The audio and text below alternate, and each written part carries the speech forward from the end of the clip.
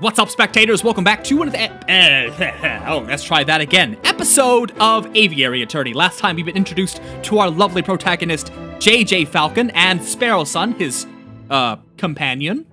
And what we did is we're trying to defend Catalina, I think that's what her name was, because she's being accused of murder here in this building at the garden.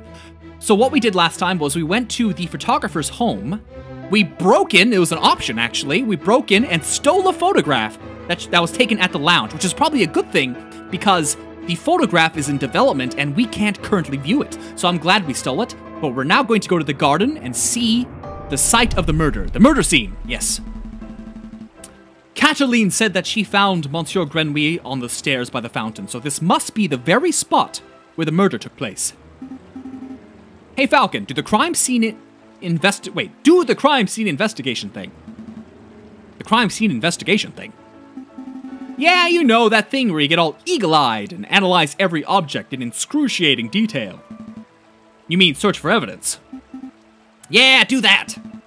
That's not a bad suggestion. It wouldn't be the first time the Parisian police have missed something right under their noses. This fountain is finely crafted. It's solid carved marble that can't have been cheap. I see nothing but water in the bottom of the lower basin. It's a shame we can't see inside the upper basin from here. That would be a perfect place to quickly stash a murder weapon. That's actually not a terrible line of reasoning. We ought to wade in to take a closer look, just to be sure. I suppose we should. Oh, I apologize, I wasn't being direct enough. What I mean to say was, Sparrowson, go wade into the fountain and take a closer look inside the upper basin. Me? No way! If you want to go wading, do it yourself. I am a respectable lawyer. You can't expect me to roll up my trousers and paddle around a fountain like a duck in a lake. Yeah, well, you don't pay me enough to justify getting my sweet threads wet. Look, there's only one reasonable way to settle this. We'll flip for it. Flip for it? Yep, I'll flip this one franc coin. You call the outcome. Get it wrong and you go for a swim. So what'll it be? Heads or tails? Napoleon face or plant squiggles? Tails. Plant squiggles? It's called a wreath, Sparrowson. Sure, I'll bet on the plant squiggles. Here I go. It's heads! Should've gone with old Emperor, Falcon. Fine, hold my shoes. Falcon really should learn how to spot a rigged coin flip. I almost feel bad for cheating. Almost. You're back! Had a good swim? No, I'm a bird, not a fish. But I did find a mystery item in the upper basin. It's no murder weapon, though. What is this? It's brown and sticky. That's what she said. And it smells weird. That's also what she said. Don't tell me that you picked up a very wet cigar butt. Possibly belonging to Baron Roguewell? Correct. But that shouldn't be too surprising. It is his house, after all. I'll stash it in the evidence folder just in case. Is there anything else we need to do here? I bet there is. Not a whole lot, apparently. Another beautifully made horse statue. You know, my uncle once had a horse that refused to eat hay.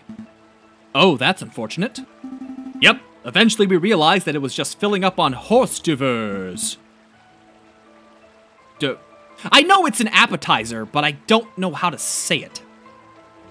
Terrible. A finely crafted horse statue, the mane almost looks lifelike. Would you say it behooves you to stroke it? No, I would not. Baron Roguewell certainly likes his horse statues.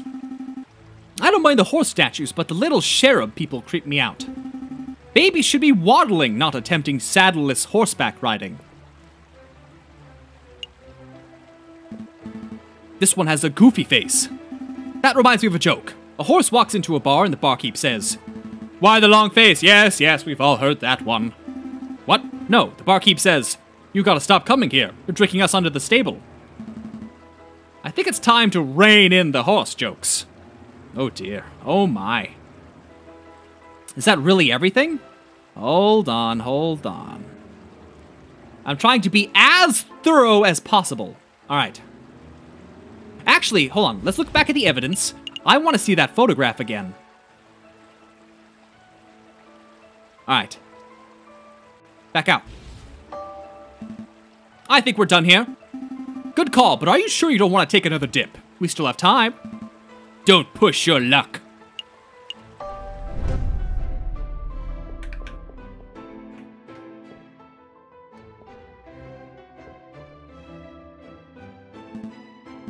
Second floor, third door on the right. This must be the room where the photograph was taken. Hey, Falcon, you see that? See what? That housemaid totally just did something shifty. Shifty? I think she just pocketed something from that drawer. You should totally call her out on it. Excuse me, mademoiselle. Yes, are you two policemen? No, we're private attorneys. My name's Jayjay Falcon. And I'm Sparrowson. Oh, how rude of me. My name is Colleen Duhart. So, what can I help you with today? We're investigating the murder that took place last week. Do you mind if we ask you a couple questions? That's fine. Let me just grab a chair. That's better. What is it you wanted to ask? Is this where the photograph was taken? We're looking for the room where the photograph was taken prior to the incident. Would you happen to know whether this is the right room? Oh yes, you're in the right place. I saw the photography session for myself. Let's see, the cameraman was standing... just about where you're standing, actually, Falcon. And where was this camera pointed?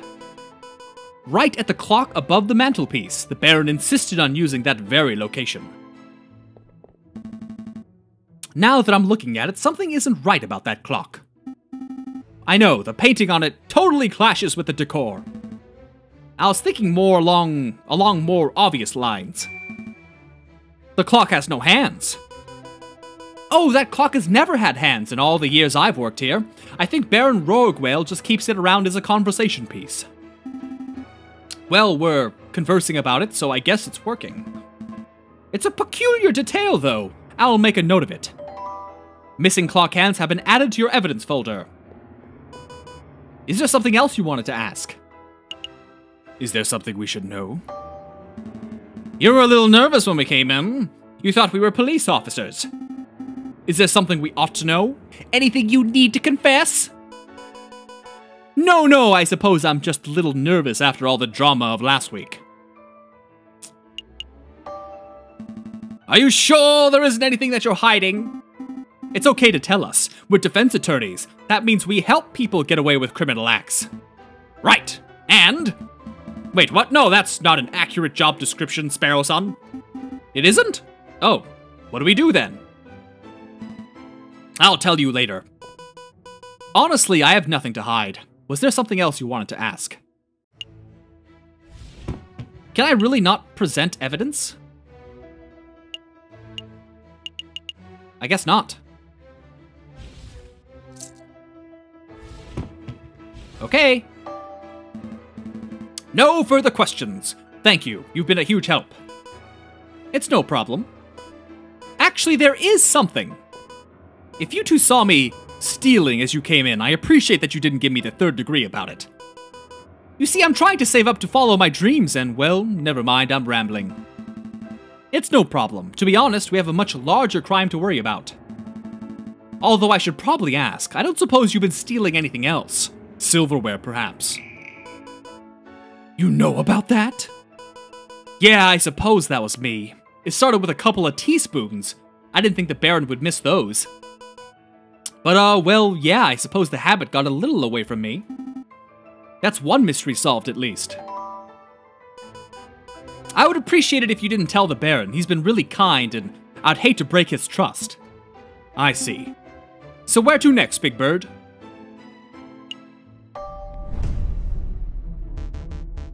Did you have a good look around? I trust everything was in order. We had a good look. Thank you, Baron. But we actually have some questions for you. Ask away, I have nothing to hide. About your housemaid. She's a courteous young lady, isn't she? Yes, she was quite helpful. She was more than willing to help us with our investigation. I'm glad to hear it. Did you two want to ask something else? What happened the night of the murder?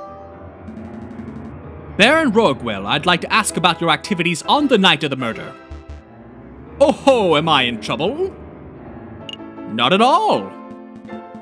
Nothing like that, we're just gathering the full picture. I see, well, let me think. The guests arrived at 5 o'clock and we all sat down for dinner in this very hall at 6. That part went magnificently. The photographer arrived at 7 o'clock, but it wasn't until 7:30 that we had our picture taken. My housemaid discovered the crime scene soon after. I see. Is there something else I can help you with? Okay.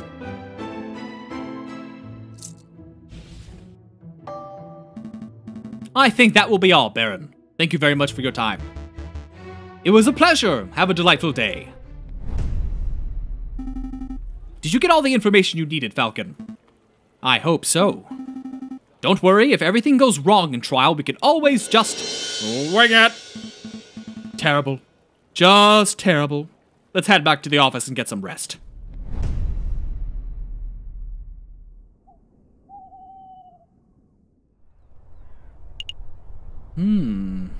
The High Court.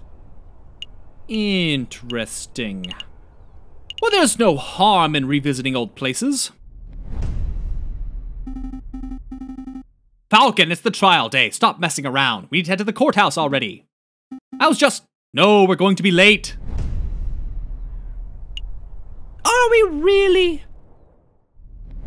It's worth getting, you know. Okay, alright.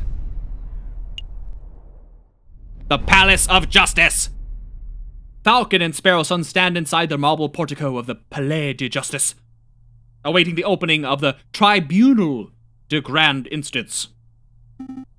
Are you nervous, Falcon? Nope.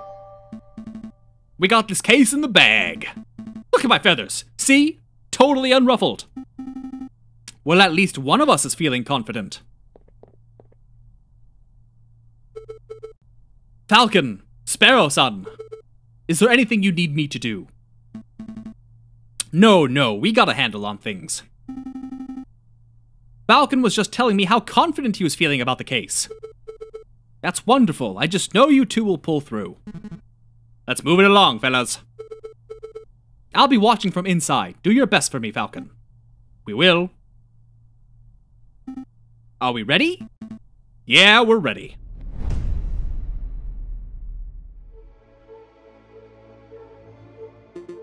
Alright, settle down, everyone. Is everybody here? Jayjay Falcon present. The defense is ready, Your Honor. Rupert Rabbington present. The ready is prosecution, Your Honor. Oh, darn, that's not it. Oh gosh, where are my notes? I knew it. Knew what? Rupert and I went to Paris Law School together. He was in all my classes. Oh, was he smart? No. He always scored the second worst marks in the class. I can only assume that he bumbled through the final exams on the luck of his two rabbit's feet. Unless he's improved considerably, you might already have this trial in the bag. That's good to know. But say, Sparrowson, if Rupert scored the second lowest marks in class, then who scored the lowest? He did. I choose to exercise my right to not self-incriminate. Ah, here it is. The prosecution is ready, Your Honor. Are the jury all present? All present and accounted for, Your Honor. Hey, Falcon, I thought we were only 6 members of the jury for cases like this. Why do I count 8? Oh, those 2 birds with the funny hats are assessors, the associate judges. Everything seems to be order, so let us begin. The court is now in session for the trial of Cataline Demois. Prosecution, please call your first witness to the stand. Oh gosh, are we there already? Okay. I choose to call the officer in charge of the murder investigation, Inspector Volerty, to the witness stand. Inspector, please approach the stand and recite the oath. As you will, Your Honor. I swear to speak without hatred and without fear, to tell the whole truth and nothing but the truth. No, Inspector, please state your name and occupation for the record. My name is Inspector Just Volerty. I am a servant to the law, a scourge of the gutter rats that plague the city. I have enforced the law for over 20 years, and I shall continue until I bring the infamous Viridian killer to justice. My path begins 18 years ago. Let's stick to the questions, Inspector. Of course, Your Honor. Oh, great. I was hoping we could have one of those bumbling, cuddly officers, but instead we're stuck with a lawful goody two-shoes. I bet this guy would turn in his own mother if he saw her littering. That's true, he's no gumshoe. So, Inspector, is it true that you are the lead investigator of this case? That is correct. I was also among the first to arrive at the scene of the crime. Then perhaps you can walk us through what you witnessed upon your arrival. Absolutely. Just after 7:30, we were alerted and brought to the scene by the housemaid of Baron Rorgwell. At the scene of the crime, we found Cataline Demois. She was standing over the corpse of Monsieur Grenouille with his blood on her paws. Well, that sounds like an open-shut case in my humble opinion. No more questions, Your Honor. Bloody paws? Nobody told me that detail. Keep it together, Falcon. You're about to be given the opportunity to cross-examine the witness. That's your opportunity to find flaws in the inspector's testimony. Of course, I know this. You may begin your cross-examination. Select a key phrase that you find suspicious, and Falcon will press the witness for information. Ask the right questions to bring the truth to light. Avoid pressing for pointless details. The judge and jury don't like to have their time wasted.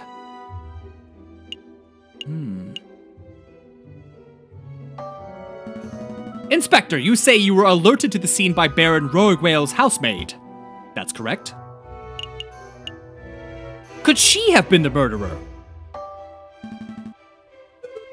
I object, Falcon. You can't go around accusing people of murder willy-nilly. I must agree. I saw and heard nothing that made me suspect the housemaid. No motive, no means. Falcon, do you have any reason to suspect the housemaid was a murderer? I do. You see, the housemaid may have a... Now you're just speculating. Judge! Falcon, please don't make serious accusations if you don't have any evidence. They're stalling. What a buffoon! You lost a little favor with the jury. What was her name? The housemaid's name was Colleen. We found her running from Chateau Crinière with tears in her eyes. That was the thieving giraffe lady, wasn't it? We questioned her extensively, but we didn't find anything implicative. As far as the police are concerned, Colleen is not a suspect. Interesting. At the scene of the crime. You say you found Cataline at the scene of the crime. Correct. The suspect was standing right beside the victim's body. Did you find anything out of the ordinary? Out of the ordinary? Missing garden tools, broken fences, that sort of thing. Definitely not. We combed the garden and it came up empty. Nothing but marble horses statues, properly trimmed glass. Glass. I said glass. That seems pretty definitive. When you say standing right beside, would you say the two were less than 1 meter away? I would say around 3 feet. Feet? I'm not familiar with the British measurements. How many feet are in a meter? Well, there are 12 inches in a foot and 2.5 centimeters to an inch, so... Wait, I need a pen and paper. 12 inches to a foot? That's just plain silly. Monsieur Falcon, is this going anywhere? No. No, Your Honor, I was just trying to form a clear picture. Let's not dwell on petty details. Move it along.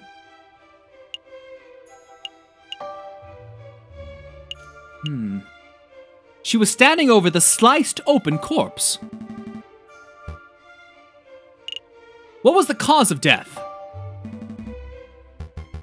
That was immediately obvious when I arrived on the scene.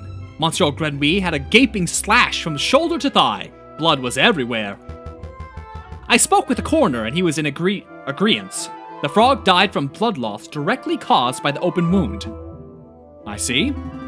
I suppose there's no chance of arguing that this was an unrelated injury, huh?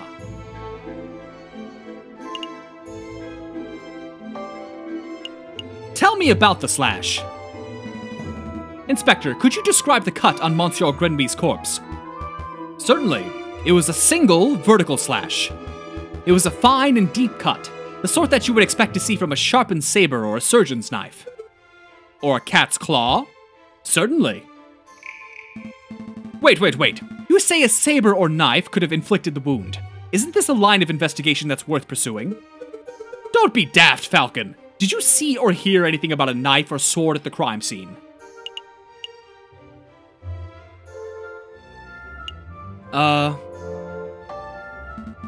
I did! There was a sword in the main hall, wasn't there? I think the police would have noticed a thing like that. No, Monsieur Falcon, there was no sword at the crime scene. These sorts of observations are ridiculous and dangerous. Defense, please be more careful with your lines of inquiry. This trial is a farce! Guilty for sure. I have no more questions about the corpse. Blood on her paws. Inspector, you say Cataline had blood on her paws. Correct. Blood clung to her fur like guilt to a convict. Whose blood was it? What a question! It was Grenouille's, of course. How could you be so sure? I object. This line of questioning is absurd. There was only one murder victim that night, Falcon. The blood on Cataline's paws could only have belonged to one person, Grenouille. Falcon's trying to delay the trial by asking pointless questions. I'm afraid the prosecution may have a point, Falcon. Do you have any reason to suspect that the blood belonged to someone other than Monsieur Grenouille? I do, Your Honor. Actually, I have more than suspicion. I have evidence that the blood on Cataline's paws had nothing to do with the murder, and you may be wondering, what could this be? Remember, there were no utensils to eat the raw steak. They had steak. There you go. This is foolish time wasting, Falcon. If the blood on Cataline's paws didn't come from the victim, then where did the blood come from? Steak. On the evening of the murder, Cataline ate a bloody rare steak. Is this true, Rabbington? Well, in a matter of speaking, I suppose steak may have been on the menu. Then, Inspector, would you acknowledge the possibility that the blood on the lady's paws did not belong to the victim, but to the steak? Well... Wait, don't answer that, Inspector. It is a possibility. No! Intriguing, pretty convincing. So, Inspector, is it possible that you arrested an innocent bystander simply for being a messy eater? Now, hold on just 1 minute, Falcon. You're overlooking something quite crucial. Cataline is an elegant, bourgeois kitten. She was no doubt brought up with flawless etiquette and perfect table manners. At the banquet, she would have eaten the steak with a fork in her left hand and a knife in her right, like any proper civilized animal. How could she possibly have gotten blood on her paws with such good manners? That is a good question, or at least it would be at an ordinary dinner banquet. But as it happened, something was missing from that particular banquet, something that forced Dame Cataline to eat with her paws. Missing silverware. Cataline was forced to eat steak with her paws because the silverware of the household had been previously stolen. I don't recall any mention of that in the police report. We weren't aware of anything missing from Roguewale residence when we performed the initial investigation. But as it happened, Baron Roguewale approached us about this very subject last night. It isn't, perhaps? What a twist! What is the meaning of all this? Bloody steak? Misplaced silverware? Inspector, was your investigation so lax that you overlooked these basic facts in your initial report? Lax? My investigation? Judge, I assure you I am the most thorough investigative officer on the force. Then it is amazing that the Parisian police managed to solve any crimes at all. Oh dear. Be on your way, Inspector. Perhaps do a little inspecting for your next case. So be it. Until next time. Prosecutor, I trust your next witness is ready, and with this, I think this is a good time to end this video because we just finished with one witness. So, stay tuned for the next episode. And thanks for watching. Bye-bye!